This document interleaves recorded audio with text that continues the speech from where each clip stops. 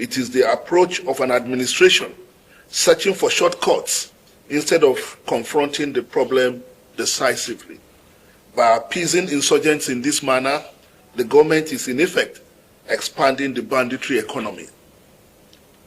Predictably, the bandits returned to the same Ekiti local government in Kwara State the very next day after the release of the churchgoers, abducting 11 more people in Ishakwa town in Kwara State. This pattern shows clearly that a system that focuses on rescuing victims without bringing perpetrators to justice only reinforces the vicious cycle of terror. Closure of schools. A few days ago, in response to the escalating abduction of children, the federal government ordered the closure of 47 unity schools across the country. Several state governments have followed suit, shutting down schools and sending children home. While the government may consider this the safest short-term options, it sends a dangerous message to terrorists. A government that quietly negotiates with insurgents and then shut down schools to avoid further kidnappings has in effect conceded ground to terror. By closing schools, the Tinubu administration is reinforcing the ideology of Boko Haram, which was built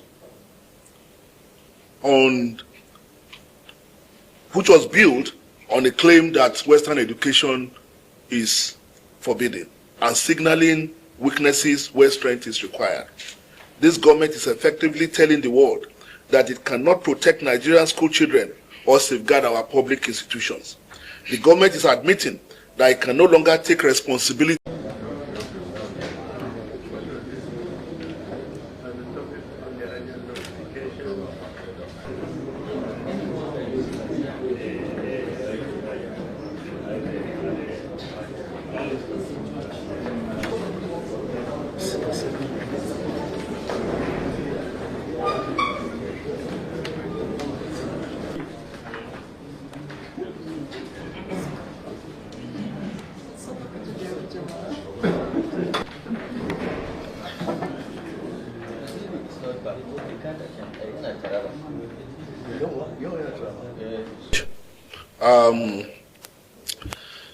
The African Democratic Congress rejoices with the families and communities whose loved ones have been rescued from the recent wave of kidnappings across the country, including the worshippers abducted from Christ Apostolic Church, Okeishegun Eruku, Kwara State, and the school children taken from Government Girls Secondary School, Maga, Kebbi State.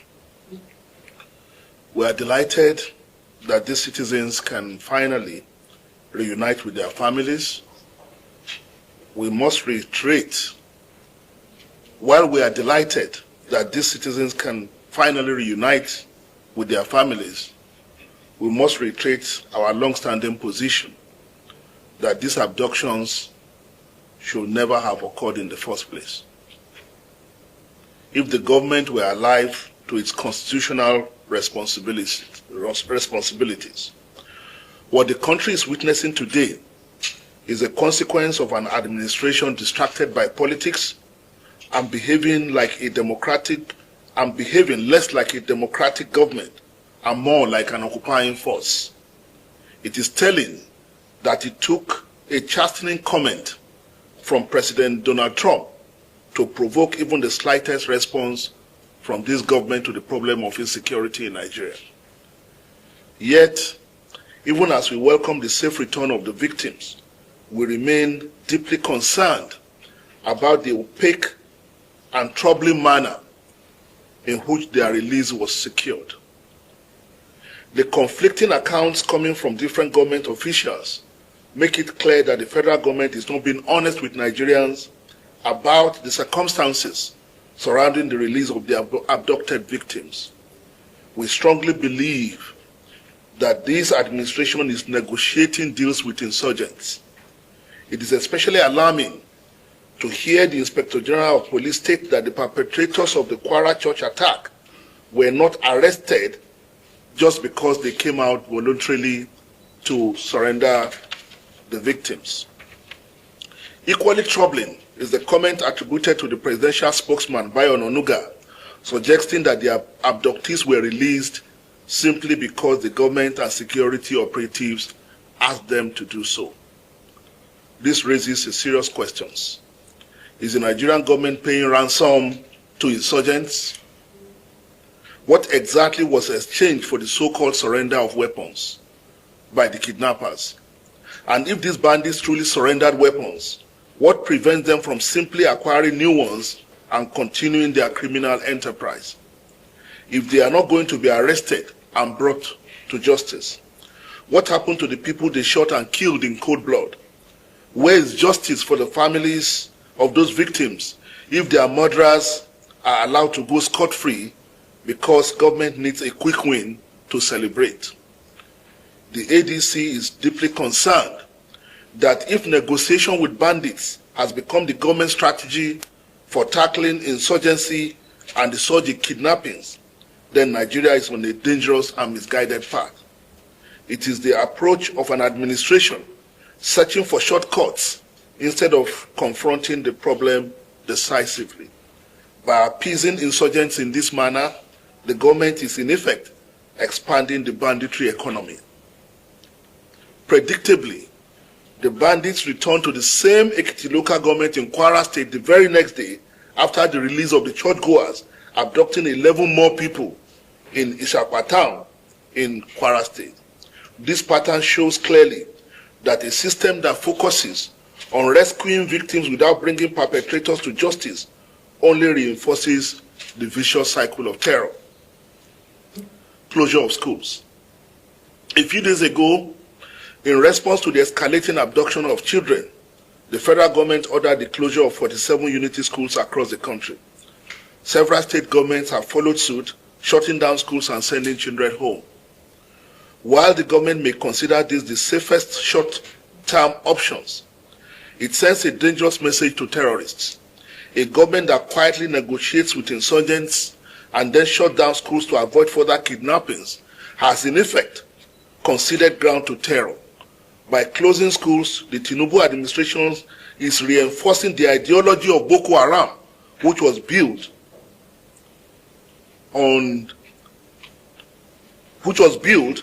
a claim that Western education is forbidden and signaling weaknesses where strength is required. This government is effectively telling the world that it cannot protect Nigerian school children or safeguard our public institutions. The government is admitting that it can no longer take responsibility for the security of children entrusted in their care. What we are witnessing is the creeping paralysis of our society and the gradual shutting down of our country. Terrorists are now dictating government decisions and reshaping the future of our children. What kind of nation abandons its children to kidnappers and then closes their schools in surrender? How long will we continue to keep our children at home? And by what measure will government decide that it is finally safe for children to go back to schools? At this moment, no one, not even government, appears to know the exact number of school children kidnapped in the past week. This alone is a damning indictment of an administration that claims to take the security of its citizens seriously. How can the number of abducted children or those still in captivity be the subject of confusion in a country facing a national security crisis? What is evident is that this government's alarming incompetence has become a security threat in itself. The federal government must immediately determine the precise number of school children being held captive following the recent abductions in Niger, Kebbi, and other states.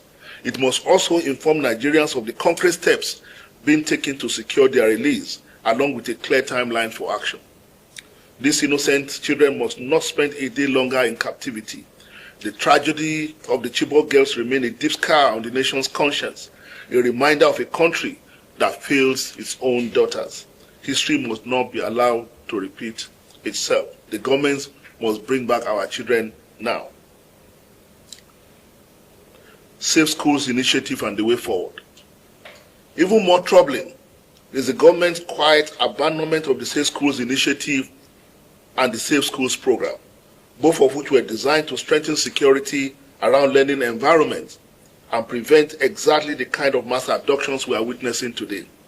These programs were not perfect, but they represented a commitment to protect children where they learn and grow. Today, that commitment has been discarded.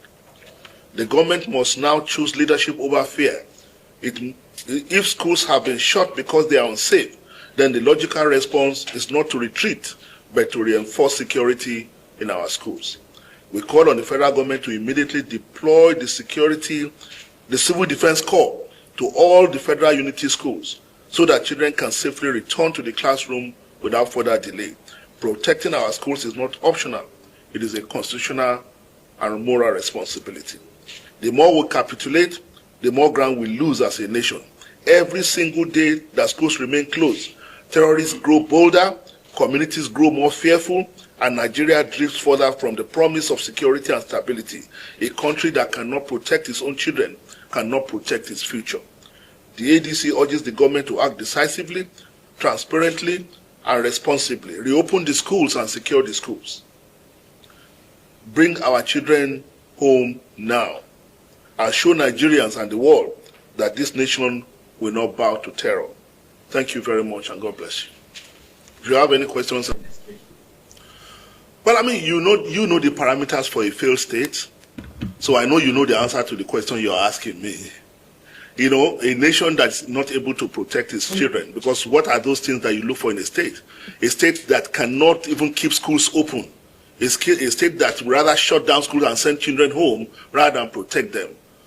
I mean, what we just witnessed in the shutting down of the 47 unity schools is just a latest episode in what has become a pattern in northern Nigeria. So many children have been kept out of school for indeterminate long period of time in northern Nigeria. So what we are saying is that this administration is bowing to terror.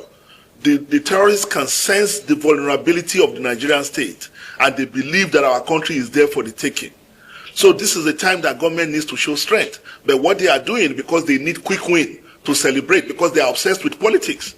So what they are doing is negotiating with terrorists in order to be able to celebrate headlines that they have rescued the children, rather than actually going after the insurgents who have turned our country to a killing field.